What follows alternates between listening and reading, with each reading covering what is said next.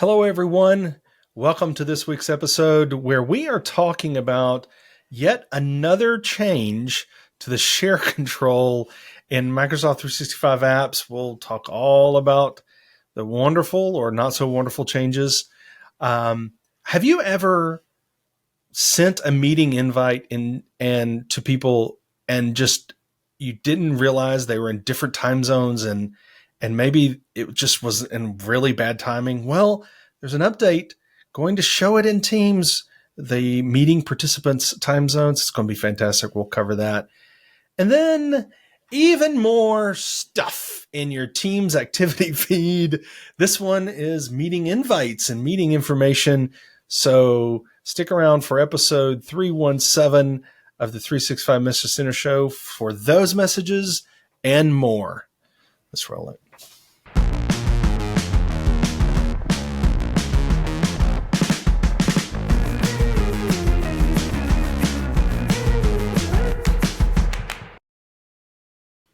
But not much more. No, I'm sorry. No, We're back. we got lots more. Welcome, everyone. Lots more that we turned away, though. Yes, we did. Well, there's a lot of updates. If you've been paying attention to the Message Center, there's a lot of dates that have slipped, including some that we covered last week. Yay! Welcome, everybody. I am your Northern Hemisphere host, Daniel Glenn, and over there is your Southern Hemisphere host. You're pointing. You got to point down. If you're the Northern Hemisphere, we've got to get these directions. Right. Yeah, over there. Yeah, okay, Daryl, right. Yep. Daryl, the man, Webster's at your service. Yeah, something like that, right? Close. I mean, we've been friends for years, and you can't even get my tagline right. I'll get it. Maybe I'll get it. I don't know. Yeah. No, it's good to be here, people. And we do have a full stack of messages from. No, we've got one which isn't Teams. Yeah. This episode of the Message Center show is brought to you by Microsoft Teams and OneDrive and SharePoint and apps and such. Yeah. While you wait for us to get started, which we will right after this, go ahead and smash that like button. Give us a subscribe if you haven't already.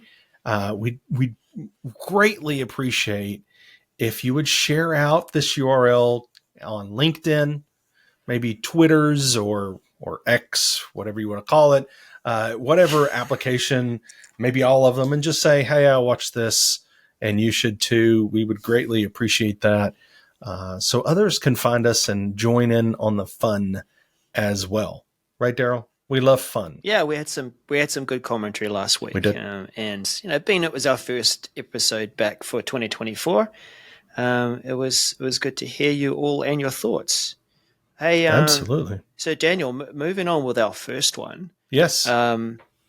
This one's important because we have probably some of us have been trying out or using new Teams. We've flicked the switch and we've been trying that out. I know that it's been a gradual process to put our trust and faith in something that making sure that it's meeting all of our needs. But there is a date that is important related to the changeover. So classic Teams users to be updated to the new Teams after March 31st, 2024. That's not far away. MC 706396. That is the essential big piece of this message, Daniel. There's a bit of detail in there about things to think about and what to do, and from an admin point of view, about policies to change. But effectively, the main thing is, and I want to say this from a change management point of view, you can either not do anything about it and it'll just happen, or what this message is encouraging you to do is you've got 3 months. Just take the time that you've got left, prepare a bit of messaging, change people over so that they're prepared within your timing, and so it's not so much of a shock. What are your thoughts on that? Well, I was one of those users that came kicking and screaming over to the new Teams because of some of the gaps in functionality that initially it had. And I am now fully on new Teams. And this is a bit of a reminder message. letting, hey, Mm. everyone keep in mind, this date is pretty important. And it's important for you to do exactly what Daryl just said. Do not let this date happen to you, and to your users. Make this transition happen on your timetable and in the way that works best for your organization and your users. So it's coming whether you want it to or not. So let's focus on making sure you're doing all of those adoption campaign activities. Yes, you're training and helping people understand what the differences are, but you're also letting people know, here's how you do this thing, that maybe has changed. And you're also getting that software pre-installed, those kind of things, right, Daryl? We've got to be proactive instead of reactive with this one, because it's coming and it's the software that everybody's using anyway, right? So we have to be proactive. Yeah. Take the time that you've got left. Now, there's just a couple of things in and around, because this is mostly about user experience from a standard desktop point of view. There is a longer deadline available for teams with virtual desktop infrastructure environments. So you have till 30th of June, and the auto update timeline, the 31st of March, does not affect or impact Teams Rooms, Microsoft Teams Room and Surface Hub devices. You've got a bit more time to work with that. So really, it focuses all on people experience within a desktop environment. So do plan ahead. Daniel, this one's the one message that is not about Teams this week, but it is as important. And I think you mentioned in our intro, it's changed a few times in the last year or so. Yes, it has. Let's read the title, so we're all get on started on the right foot before everything crashes and crumbles. Invite people you choose in the share control in Microsoft 365 apps, MC 706173. I don't understand the title, so can we just move on from that? Because we've always been able to invite people we choose in the share control. Can we make a side comment about that, though, as responsible people who are always promoting use the message center? Admins, just make sure you read the messages. I can glance through the list and sometimes see a title like that and go, and carry on and miss something completely important.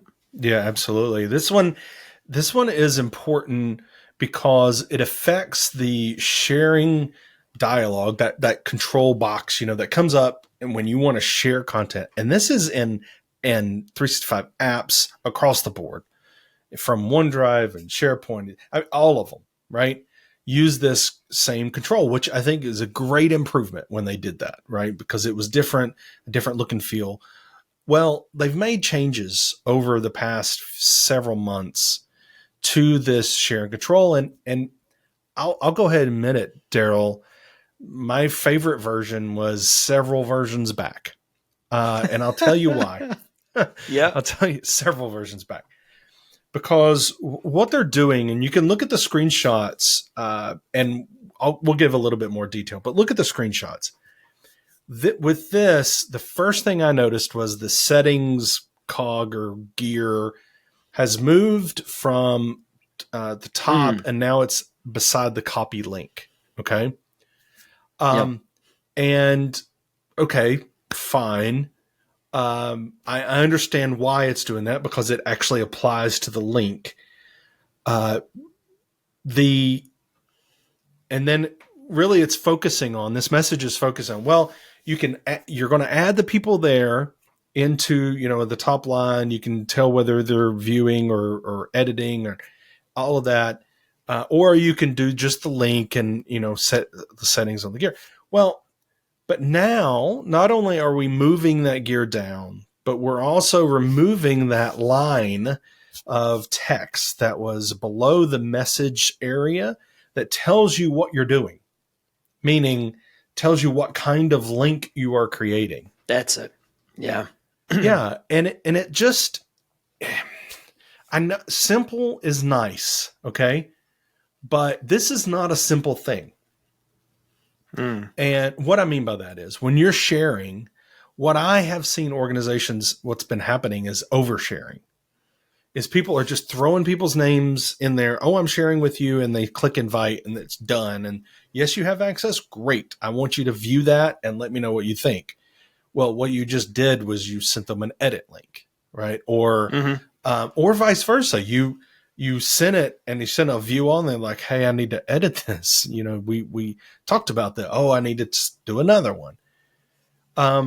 Or I click copy link because that's all I want to do anyway. I'm sending you a link. Can you give me a link to that document? Yep. Copy link. There you go. There's your link. Well, this link doesn't work for me because, whatever, because it's not the right setting.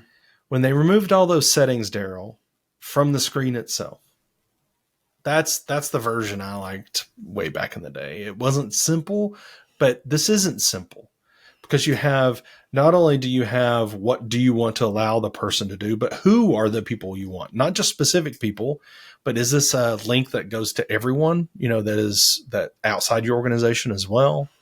Is it a link that maybe you want to create for that's giving everyone the organization access as long as they have the link? I mean, it's not easy. It's not simple.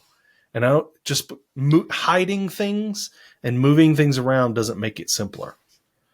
Okay. Yeah. I'm off my soapbox. I mean, am I off the mark here, Daryl, in your mind with this? What are your thoughts on some of these changes here? The one that I noticed that I think is going to be important actually drives to the beginning of the message. The message talks about getting feedback from customers that they've gone through this flow of, I'm going to share this link using this dialog box that's going to send an email.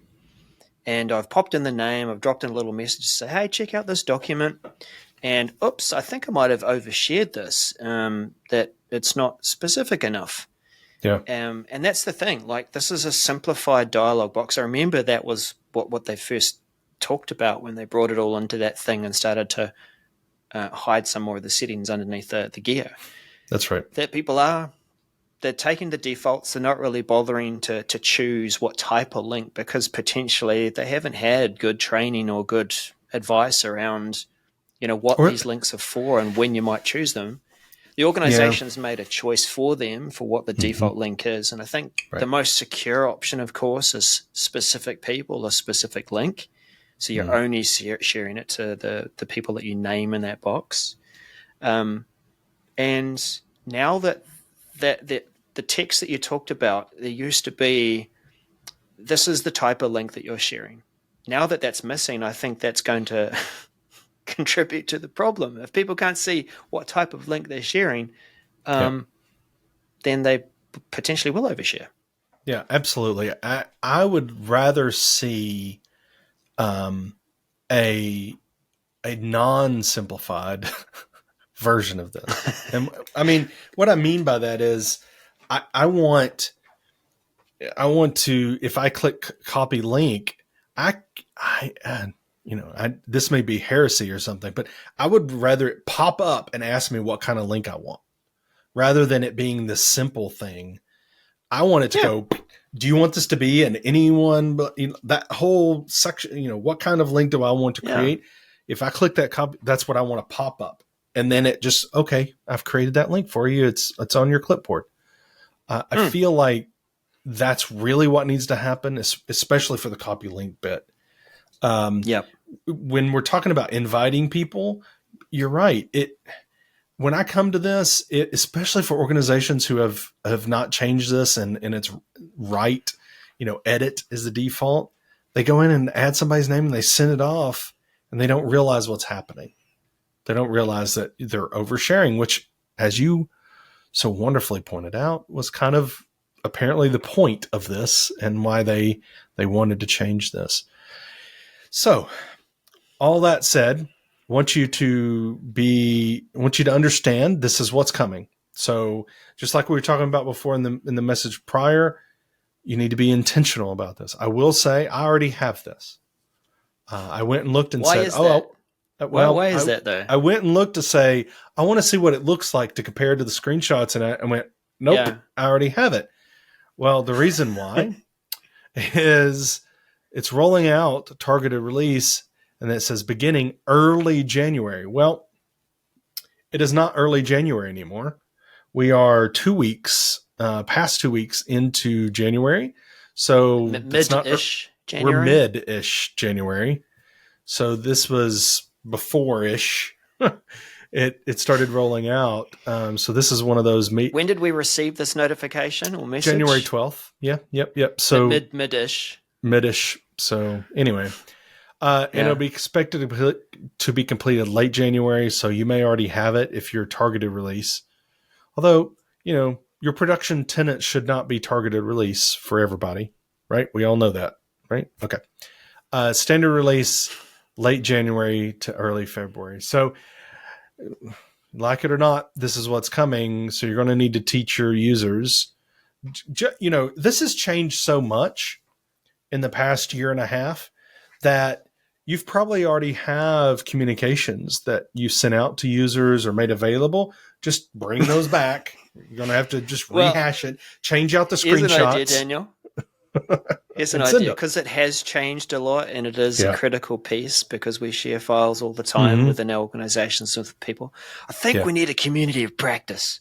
I think we need to have like a whole community that's dedicated to talking about the change, sharing best practice. You should have a whole success stories community. Share me your success stories. I want to praise Daniel for the way that he the way he shared this. It's going to be great, people. So just rehash those communications you just sent out whenever it was 5 months ago, 4 months ago, when they changed it last. Say, here, they've changed it again. There you go. So that's when it's happening.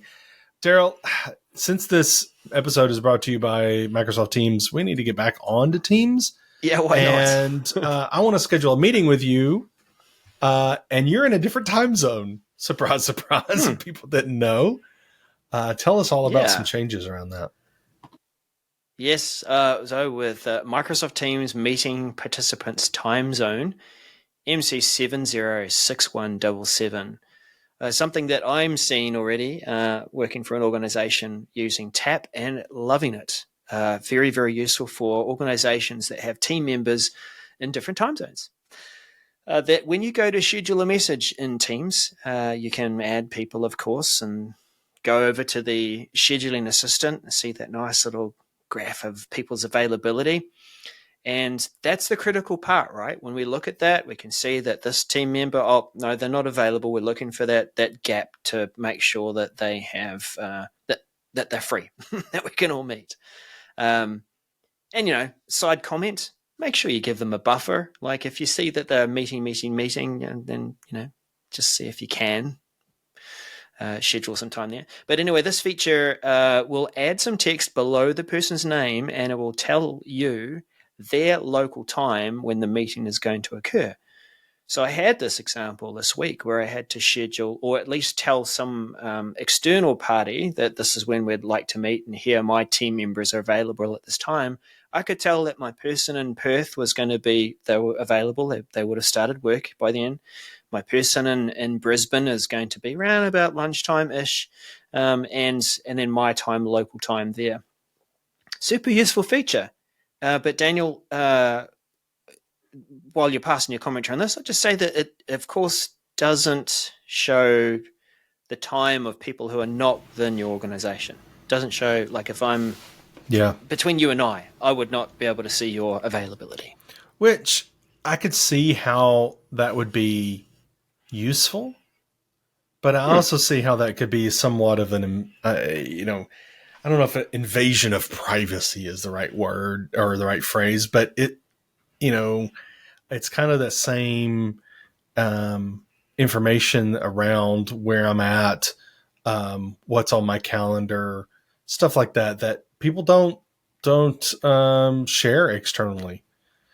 I would like to see some sort of way of sharing this externally, but I'm okay with it default not being that way. And I'm pretty sure, and I think you tested it doesn't do that externally. So you're going to need to talk to somebody, right, internally at that organization. If you're wanting to meet with a bunch of people, just like you were talking about, getting on the phone and saying, hey, here are all the people. can you help me figure out when their time would be, when they'd be available? Yeah. Or, you know, or using the meeting poll or something like that. Yeah. Yeah. We did have some ideas, though, didn't we, about how it could potentially share a guest's time zone from outside your org.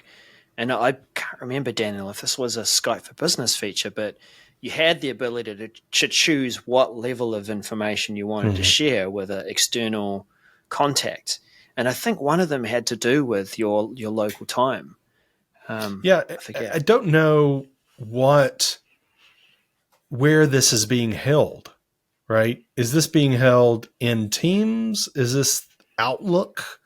Like we're talking about this as being something that works in your organization. So, it can look at your time zones, but is that in your profile? Is that in Exchange? Or is that in Teams? Is this just bringing in from Team? I don't know, where it's looking. And the only reason why that means anything, because those things sync, right? The only reason why it matters is trying to decide how that could then be shared externally, right? And what you just brought up with like Skype for Business previously, where would this need to be shared? The information be shared, but so it's not going to work external people, which would kind of be helpful, but internally, especially obviously for large organizations, this is where it's going to matter. Or organizations that are so dispersed that it's, could be difficult, figuring out what time zone, and how that applies. Actually, I say that, and then I'm like, you know what though? It's not just figuring out, it's remembering. It's scheduling a meeting and going, oh yeah, they're 2 hours behind me. And that's going to be like 7 a.m. That's not good. And I really need that person in the meeting because they're a key decision maker or something. Exactly. Yeah. Exactly. Yeah. Great feature though. Great to see it. And if there, there'll be improvements based on feedback, but I think it's really good. So this is rolling out early February and expect to be complete in late April. And next up, let's stick with calendars still. Yeah. Yay. I'm so excited about this one. Now get real-time calendar notifications in Teams. MC704955. Why is get not capitalized? But the others, anyway. Everything else. So, as the title tells you, you're going to have even more information in your Teams activity feed. You don't have enough already? Well, then here comes some more. So you're going to, when you receive a meeting invite, you're going to get a notification in the activity feed when there's an update to meetings. I forgot. We're going to play good cop, bad cop on this one. So you get to start with your bad cop comments. Okay, and I'll be the good cop. When a meeting is updated, there's going to be a notification. When there's a meeting cancellation, notification. Meeting forward. If you organize a meeting and it gets forwarded by someone, notification. Normally that's held in Outlook, and that's where I like to keep it, people. So I am not terribly excited about this, because I use my activity feed for things in Teams. And I see meeting invites as a non-Teams thing. In fact, when meeting invites are sent, it has to sync to Teams. Remember that. When you send a meeting invite, it goes to someone's inbox in their email, and then the calendar from your Exchange gets synced to your Teams calendar. Okay? So it's not even direct.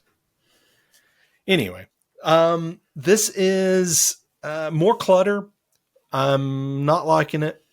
I know I can filter and all that jazz, and I don't know what Daryl's going to say. He's going to be good cop over there and say this is best thing since sliced bread. But to me, this is taking, what Outlook does really well and trying to bring it into Teams and clutter up my feed. That's my feeling. Daryl, would you like maybe a couple seconds to tell your side and be wrong? Oh, does the gentleman from Nashville relinquish his time and give it back to the floor? I will give you 3 seconds. Oh, okay. I'm just joking. No, Go ahead. hey, so Daniel, I think this is a good thing for those of us who have started to use Teams more for booking and managing meetings. We're already doing things. We actually just discussed this in the message center message earlier, that we can schedule meetings and use our scheduling assistant. And great to see that time there. So I'm doing this, and I will see meeting invites come in. I can see it in my activity feed. Great. If I am the meeting organizer and I want to see those updates, or people have changed some details about it, then I'll know about that too. I think it's a good thing. I know that the activity feed is becoming, and I've always called it the inbox for Teams, so that people can understand that's where you can go and catch up with your activity in your meetings. There is going to be something in your notifications and activity settings where you can tune this to your liking. So I'm sensing, Daniel, that you'll turn yours off, and I might leave mine on and look for other options. But I think it's a good thing. All right, your time's up. This is Teams saying, how can we get rid of inboxes, email? What are the things we can do to get rid of email? No. And they're bringing these notifications in activity feed to get you out of Outlook, but they never will, people, because email will never die. Reaching you where you are. That's This is not where we are. We don't come to Teams to look at meeting invites and to see, updates to meet. You go to your email, and I know people hate email. I get it, but email's not going away. It never will. And because not everybody uses Teams, and externally you can't. Anyway, the calendar's pretty good in Outlook too. No, it is. It is way better in Outlook than it is in Teams. And again, it's the source of truth because it has to sync to Teams, so there's even a delay. Anyway. I was going to say that too. This is a side comment. How many of you know that Teams content is actually stored in your inbox? So when you talked about it synchronizing, that the invite comes in and it's synchronized. Well, that's because the Teams content's there already too. Just thought I'd throw that in there.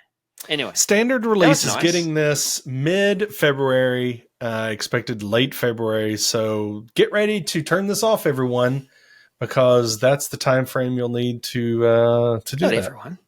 Not everyone. Everyone but Daryl as a service.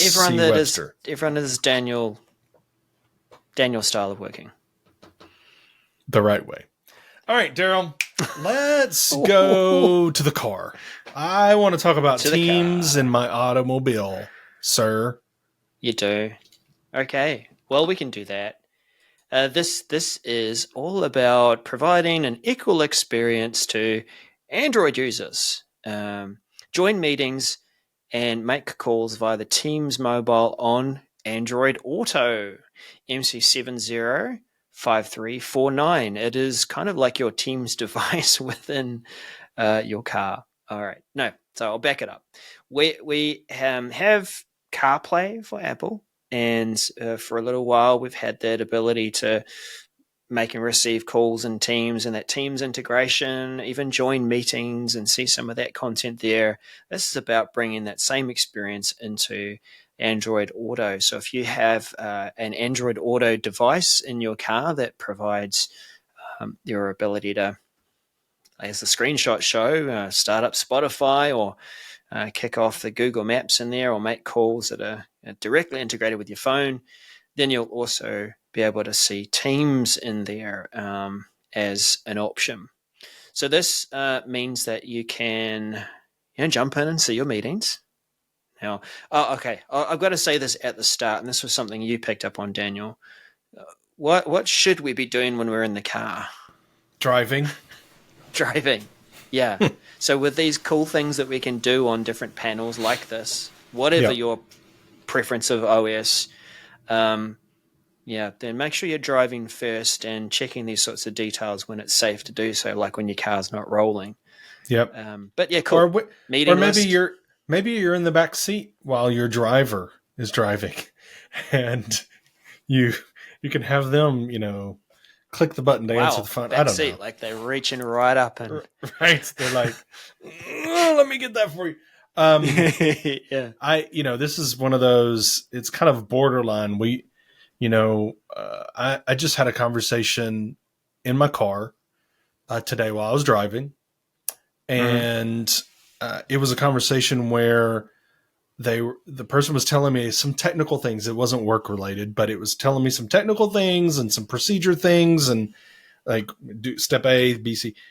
And then there was some term. I'm like, oh, I want to write that down, but I'm on the interstate, and I'm like, should I grab my phone and start typing? No, I should not. And I sit there going, I told the lady on the phone, I said, I think I got the gist of what you're saying, but could you please email me some details, because I'm in the car and I'm not going to be able to write that down.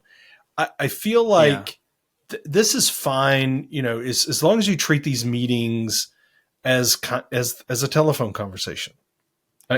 Personally, I think that's the big deal here. I have seen people, and you probably have too, join Teams meetings with video on, and they're driving down the road, and they're looking at the phone, talking to you, and you're like, no, hang up. I'm done with this meeting. I'm not going to be privy to you crashing into somebody. I'm going to hang up. Hopefully they're not presenting and talking to an audience and looking for audience interactivity. As you can see right here on the screen is PowerPoint Live. Yes. Yeah. Yeah. So they're good features to at least be able to, as Daniel said, join the call, be a meeting participant. It integrates with Teams. I think that's the key thing, and being able to make those calls via that system.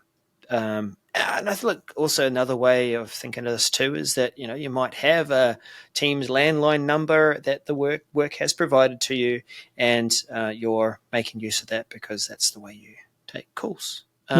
This is standard release rolling out February 2024. Expected to be complete March 2024. I've got no idea what you would have to do to update this in your car, whether you have to install the app or not. I'm not privileged enough to even have Apple Play, let alone Android Auto. Apple CarPlay is what I meant to say. Yeah. Well, can you imagine though, Daniel, those new dashes that they've talked about, and I think Android and Apple are working on this, where it's like full dash. Have you seen those in some of those cars that they're planning for the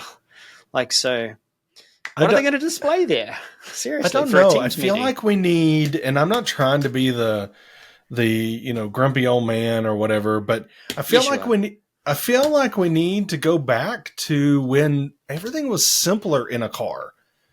All these screens, and it just makes people want to touch and do things and to fiddle, and I've seen the video games in Teslas crank to start the car up, and okay, maybe not that far, but all of these screens, we have a screen on our phone and our face all the time, and having these in our car, people want to play, and they're saying distracted driving is increasing, and I think I know why. Just saying. I think I know why. Because of all the screens. Yes. Well, that is our show for today. Thank you, everyone, for being here and for watching and listening. Make sure you give us a thumbs up. We greatly appreciate it. Smash that like button and subscribe, please. And share out. Give us some comments. Love the comments from the past several of our shows. We'd love to interact with you. So please give us comments or hit us up on the socials, all the socials that matter. Daryl, what is our handle on all those socials that matter? 365 MCS. You remembered. I hope everyone out there in TV land remembered as well, and radio land. We're on TV, right? Anyway. Oh, yeah. That's episode 317, Daryl. I'm calling it. Yep. Putting it in the books. We're done. We're done. See ya. That's a big pause. Bye, everybody. Thank you. I better cut that.